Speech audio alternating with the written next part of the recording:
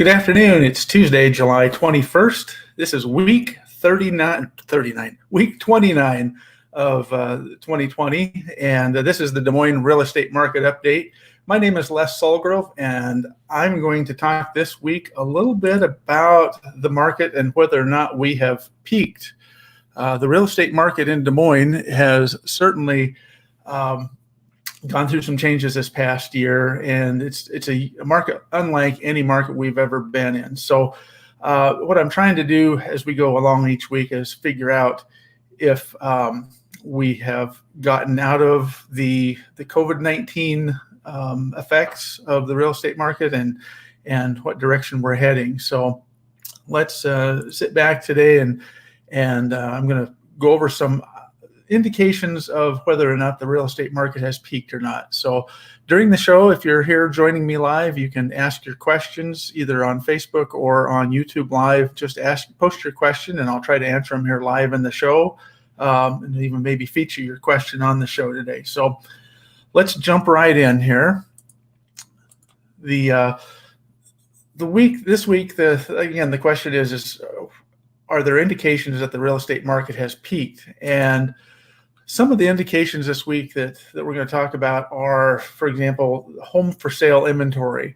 And one of the indications would be if inventory starts to rise, that would tell us that maybe the market is starting to peak. And I would say that right now we're kind of in that maybe stage of whether or not the market's peaking or not. And let's take a look at some graphics here to kind of figure out if that's true. This is the year-to-date daily for sale count going back to January, and it's comparing it to 2019. The 2019 is in the dark green, and 2020 is in the light green. And 2 weeks ago, we hit an all-time low of listing inventory of 2,768 homes on the market. Well, last week we bettered that by going down to 2,751 homes. And I wouldn't be surprised this week if we dropped a little bit more, although the question this week is, have we peaked or not? The indication is it looks like we might be leveling off. As of last Sunday, we were at 2,806 versus 3,956 a year ago. So let's take this graphic and look at it just this year and last year over time and see where we're at. And this was kind of impressive because it does show you 2019 here, shows you where we would typically be, and here 2020 we're way down here. And you can kind of start to see this little nib right here. Let me go one more screen in, and this will show you going back all the way 2009. When it starts to bunch up like this, and I'll just go back a little bit here. When it starts to bunch up, you'll see we have this little bit of a nib. And it looks like we might be starting to level off. So the first indication that the market has peaked in the homes for sale would be that this level would start to rise again. And we just aren't seeing that. And you'll see that, it's the natural cycle of the real estate market is as the year progresses, the inventory starts to rise as we go into the fall. And we're just right now, maybe we're starting to see a flattening out of that. So let's kind of keep an eye on that here. Each week, I do show you, this is the weekly listings added to the MLS, and the black line is 2019, and you can see that this past week we added 321 homes, almost the same as we added the last week before that. But it's still well below where we normally are adding homes to the real estate market. And you can see one reason why maybe going into the fall that inventory kind of starts to build up a little bit is because we're not adding as many homes to the marketplace, and home buyers are also slowing down their buying pace, and we're just probably not seeing that quite yet this year. The next question, or the next indication of whether or not our market has peaked, is month of inventory, and the indication would be whether or not this category starts to rise. And again, we're kind of in that maybe category. So let's take a peek at that. You can see here going from April, months of inventory started to really drop. And again, months of inventory is nothing more than an indication of how many months it would take to sell out of our current inventory if no new listings came on the market. In the last 4 or 5 weeks, we've been around that 1.5 months of inventory. This past week, we started to see a slight rise. We're at 1.6 months of inventory as of last Sunday. And if we look at that year over year, we were at 2.9 months a year ago at this time. So, it kind of looks like maybe it's starting to jump up just a little bit. And so we'll kind of watch that graphic each week as well.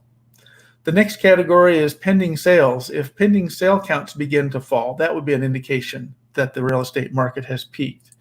And we're really, really close. I want to give it one more week before I call this. So I'm going to call this one maybe right now, but it's really, really close to saying, yes, we have peaked. And let's just take a look at that graphic.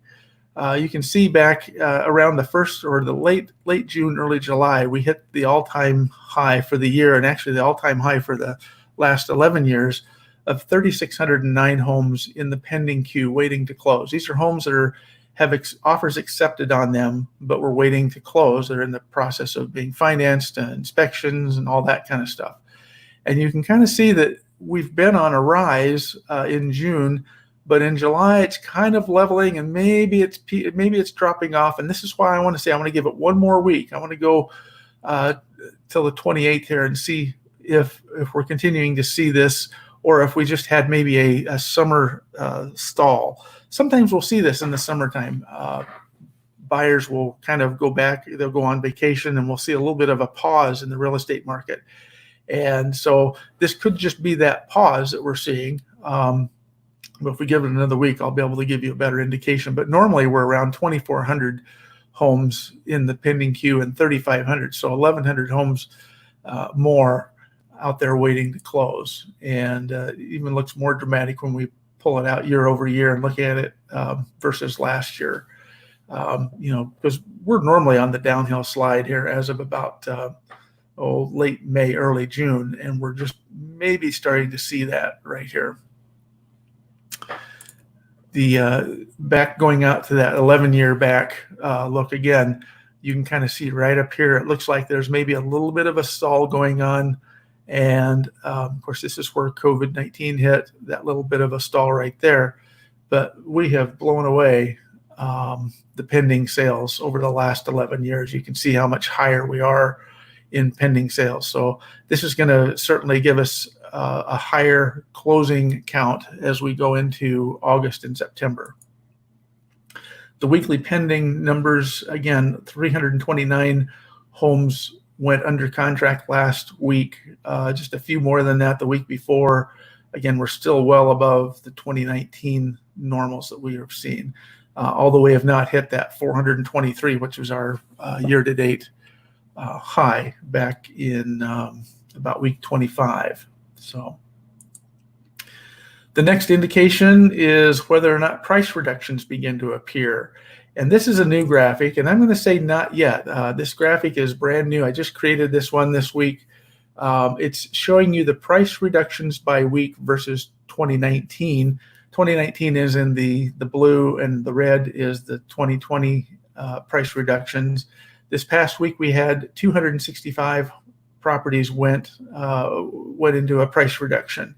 Compared to a year ago, we had 431, which makes sense because if we remember that pending status, it looks like as we go through the year that once we get into the summer months, things kind of slow down and sellers are going, well, let's make some adjustments.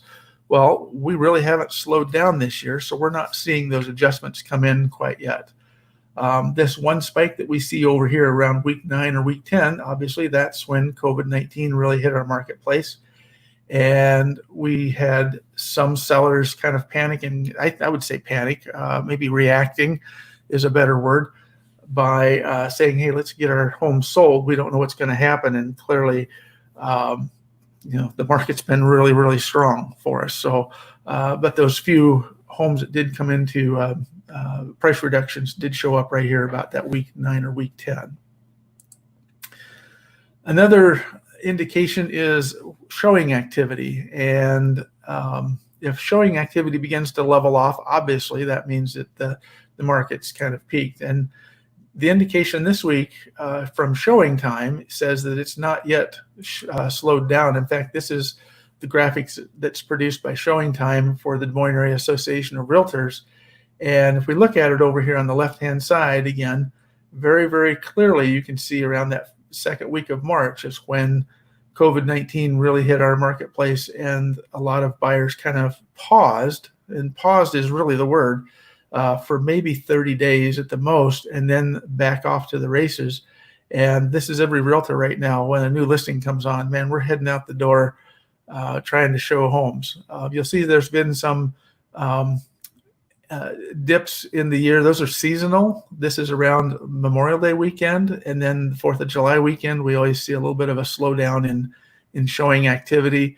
But boy, I tell you, we're right back up, and we're still ahead of last year in the number of showings. So that is certainly an indication that we're maybe not out of this yet, this peak. Week 29, the open house listings here almost identical to week 28 in the total number of open houses. We had 636 opens versus 638 last week. The big difference there is we had a few more resale properties open that were held open. 220 were resale properties, 416 were new construction last week.